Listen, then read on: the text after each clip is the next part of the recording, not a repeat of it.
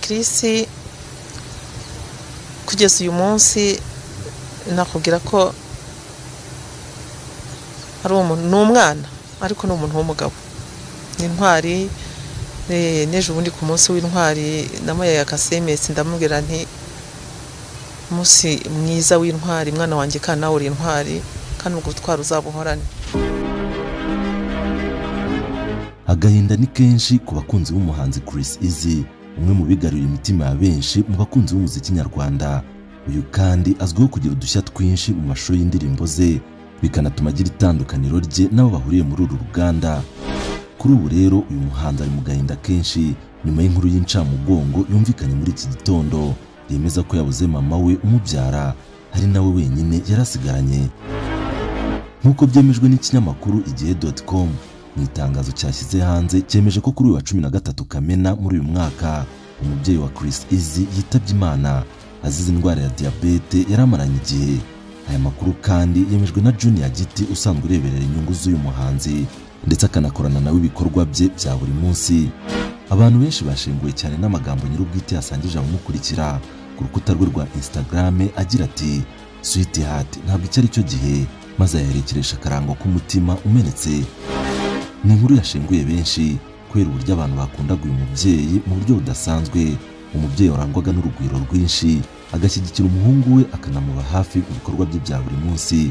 Ibi rero biri mu byagiye bigaruka mu mitwe y'abantu benshi maze bigatuma agahinda gakomeza kubashengura. Ariko se ni iki umubyeyi wa Chris Easy yatanze nk'icyitegererezo ku bandi babyeyi mu guteza imbere impano z'abana babo? Ese yaba yaragize uruhare rungana rute mu iterambere ry'uyu muhanzi tuzi uri mu bagezweho? Reka tubiganireho, tugaruke by'umwihariko ku buzima bw'uyu musore ndetse n'icyo umubyeyi yakoze kugira ngo Chris Easy abe ageze ku gasongero k'umuziki, aho kuri ubu asigaye ari icyitegererezo mu bakiri bato. Hano wageze ni kuri Rotation Media, kora subscribe kugira ngo urusheho kubana natwe mu biganiro bicukumbuye tukugezaho umunsi ku munsi. Naho njye wumva nitwa King Saint. Ngwaye ikaze. Chris Easy wo muri Sekoma ntago ari Chris Easy wo muri Jugumira, ntago ari Chris Easy wo munana cyangwa muri Bana. Impano ya Sengimana Rukundo Christian umaze kwamamara nka Chris Easy ikomeje gutangarirwa cyane kubera ubuhanga bwihariye ayihuza nabwo. Byagera ku ijwi rye abiganjemo abakobwa imitima igasimbagurika, hari na bamwe batacyumva indirimbo z'abandi bahanzi kuko baba bumva ari nko kumuca inyuma. Umwihariko we, indirimbo ze zirakundwa kuva ku mwana muto w'igitambambuga kugeza ku mukecuru rukukuri cyangwa umusaza ufite imvi zabaye uruyenzi. Umuziki wa Chris Easy umaze gufata indi ntera ku buryo warenze imbibi z'u Rwanda, ku buryo bimwe na bimwe mu bihugu bihana imbibi n'u Rwanda yamaze kuhashinga ibirindiro, ndetse asigaye yitabazwa na bamwe mu bahanzi bashaka gukora hiti zifite icyanga. Nko kuri YouTube mu bitekerezo biri ku ndirimbo yise Edeni, hari umunya-Uganda wagaragaje ko amaze igihe kinini yaramwihebeye.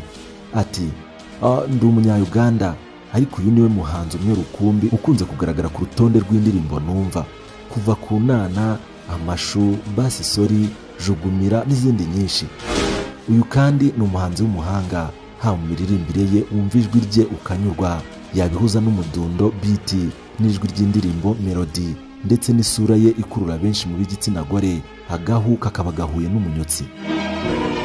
Mu ndirimbo nke amaze gushyira hanze amaze kwerekana ko ari umwe mu bahanzi ngenderwaho muri iki gihe mu Rwanda. Yakunzwe mu ndirimbo zirimo Faster, Amashu, Amashimwe yakoranye na Fireman, Edeni, bigeze ku yo yisi nabwo bindi. Yakoze kandi yitwa Basi Sori yakoranye na Pasi Kizito, yiswe Lala yahuriyemo n'umurundi Kiriku, Jugumira n'iyitwa Sekoma. Nawe ushobora kuba uri kuyumva muri aka kanya cyangwa se umaze kuyumva. Chris Easy nibyo koko ni umuraperi waje guhindura umuvuno akajya mu njyana ya Afrobeat. Yatangira urugendo rwe rw'ubuhanzi ari umuraperi, yagiye agaragaza amahirwe mu marushanwa atandukanye ndetse akajya ahirwa cyane. Nko mu 2016 yegukanye irushanwa rya Talent Zone ryategurwaga na Royal FM ndetse n'iryitwa Europe Hip Hop Fest 2019. Hari abamwibuka mu mashusho yafashwe icyo gihe arimo kuririmba muri irushanwa, aho bari bagize akanama nkemuramaka barimo umuhanzikazi Mbabazi Fiona yamubwiraga ko afite ahazaza heza ariko akwiye kugira ibyo avugurura mu miririmbire ye. Chris Easy kandi yatangiye ari umuraperi w'umuhanga arimbana na mugenzi we witwa Awbeat mu itsinda ryitwaga Octagons. Iri tsinda ryakoze indirimbo zirimo Uzikusetsa, Ese Urabizi n'izindi zitandukanye.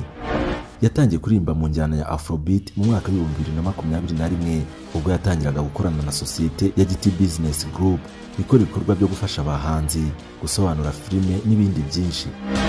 Yabwiye igihe.com ko kuririmba ari ibintu yatekerezaga kuva kera ariko akaza kubishyira mu bikorwa ubwo yahuraga na Junior GT ukuriye GT Business Group nyine imufasha mu bikorwa bye bya muzika.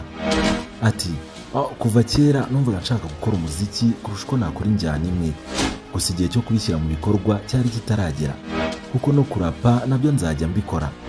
Nahuye na Junior GT ampa igitekerezo, tugihura banteye imbaraga zo kubikora bita ntangira. Hano nahise mbona ariho hari umugati reka ndwane, gusa isaha n'isaha nabakubita indirimbo ya rap ntawamenye, abakunzi batweretse ko ari byo bashaka twabikora. Yavuze ko yaba kurapa cyangwa kuririmba byose nta na kimwe cyoroshye kuko byose ari nk'urugamba kubikora. Yemeza ko atavuye muri hip hop kubera iby'abaraperi bafatwa, ahubwo ko ngo yayivuyemo kubera itari gucuruza kuri we. Iyo urebye indirimbo za Chris Easy ubona zifite itandukaniro n'iz'abandi bahanzi kuko yaba mu miririmbire usanga higanjemo utuntu dukurura abana bato bari mu myaka iri munsi y'10. Hari nkaho usanga yifashisha ibipupe cyangwa akaririmba mu buryo wumva ko yisanishije n'abana bato cyane. Nko mu ndirimbo yigeze gushyira hanze yahuriyemo na Kiriku haraharirimba ati IUOAE. Iyi mvugo yifashishwa n'abana bari kwiga gusoma no kwandika. Nanone kandi nko muri Sinana igaragazamo ibipupe ndetse n'utundi tuntu dutuma indirimbo ikundwa n'abarimo abana uhereye ku izina ryayo. Mwitwa Edeni naho harahagira ati sheri wanjye Dia, ndagukunda Dia. Ayo magambo nayo akunzwe kuririmbwa muri imwe mu mikino y'abana bato. Yavuze ko iyo agiye guhimba ahera ku gihe umuntu aba akiri muto kuzamura. Ati mba numva nakora indirimbo buri muntu wese yisangamo, atari indirimbo z'urungano urucyanguru. Iyo tugiye gukora duhera mu bwana kuko ariho umuntu ahera tugakomeza, nicyo gituma mbikora. Nisanze ariho abantu banjye bamboneye. Chris Easy avuga ko mu minsi iri imbere ateganya gushyira hanze album izaba iriho indirimbo zirenga 10 ndetse nyinshi muri zo ngo zamaze gukorwa. Mu bihe bitandukanye Chris Easy yavuzweho ibintu byinshi kandi bitandukanye. Mu mwaka wa 2020 umuhanzi Chris Easy yabaye umuhanzi wa gatandatu warebwe n'abarenga miliyoni 5 kuri YouTube, aho yageze kuri uru rutonde abikesha indirimbo ye y'Isinana yashyize hanze guhera ku itariki 26 Gicurasi mu mwaka wa 2022, ikaba imaze kurebwa inshuro zirenga miliyoni 8. Iyi ndirimbo kandi nayo yanamuhesheje igikombe cy'indirimbo nziza y'umwaka mu bihembo bya Kiss Summer Awards. Mu kwezi kwa karindwi k'umwaka ushize kandi yongeye kuvugwa ko uyu muhanzi Chris Easy yaba yaramaze gutandukana na Junior GT nka manager we mu muziki. Gusa nanone uyu muhanzi yagize icyo abivugaho atanga umucyo. Kuva mu mwaka wa 2022 Chris Easy ari mu ganza bya Bugingo Boni uzwi nka Junior GT, aho bakorana nk'urebera inyungu ze mu bya muzika manager. Icyakora muri uko kwezi kwa karindwi nibwo hatangiye guhibiswa amakuru yavugaga ko aba bombi baba baratandukanye. Chris Easy yavuze ko ibyo abavuga gutandukana kwe na Junior GT babikura ku kuba Junior yari amaze iminsi atagaragara mu bikorwa bye bya muzika, by'umwihariko mu bitaramo, kandi mbere yaramuherekezaga muri byose. Icyakora yakomeje avuga ko kuba Junior GT ataramuherekezaga mu bitaramo hari uko umubyeyi we yaramaze iminsi arwaye ku buryo byari ngombwa ko ajya kumwitaho. Ubwo Chris Easy rero yiteguraga kujya mu bitaramo i Burundi, byahise bihurirana n'uburwayi bw'umubyeyi wa Junior GT bituma batajyana. Icyo nicyo gisobanuro yatanze kuri iyi nkuru yavugaga ko baba baratandukanye kubera ko aba bombi bari batakigendana kenshi. Gusa kugeza ubu baracyari kumwe. Ayo makuru yari ibihuha. Ku bindi wamumenyaho nuko ngo Chris Easy ari umuhanzi wakundaga gufashwa na mama we cyane mu muziki, agakunda kumusapotinga aho bishoboka hose, ndetse muribuka amashusho yigeze kujya hanze mu minsi yashize bari kubyinana indirimbo yitwa Inana. Amashusho yashimishije benshi kubona umubyeyi yishimira ibikorwa by'umwana we. Gusa aya mashusho muri aka kanya ni nayo ari kuriza benshi. Mama we yakunze kumvikana avuga ko ngo Chris Easy yari umuhanga cyane mu ishuri, buryo ngo yigeze no kujya mu kizami abizi ko papa we yamaze kwitaba Imana, ariko ngo ntibyamubujije kugitsinda akaza ari uwa kabiri. Mu buzima busanzwe rero ngo Chris Easy ntabwo azi guteka habe namba, icyakora ngo akunda isuku kurusha ibindi bintu byose. Ifiriti ngo nibyo byo kurya yihebeye. inshuti ye magara ngo yari mama we, gusa kuri uyu munsi yitabye Imana.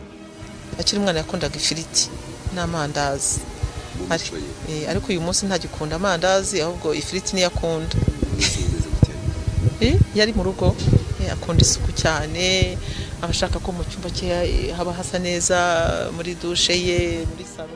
Ngayo nguko rero, ngibyo bimwe mu byaranze ubuzima bwa Nsengimana Rukundo Christian, benshi mwakunze cyane nka Chris Easy, kuri ubu uri mu gahinda gakomeye ko kubura umubyeyi we mama we. Natwe nka Rotation Media reka twifurize uyu mubyeyi kuruhukira mu mahoro ya Nyagasani, tunihanganisha uyu muhanzi Chris Easy. Uyu nawo ni umusozi w'ikiganiro cyacu cy'uyu munsi. Wakoze cyane kubana natwe kuri Rotation Media. Naho ubutaha, Imana ibarinde.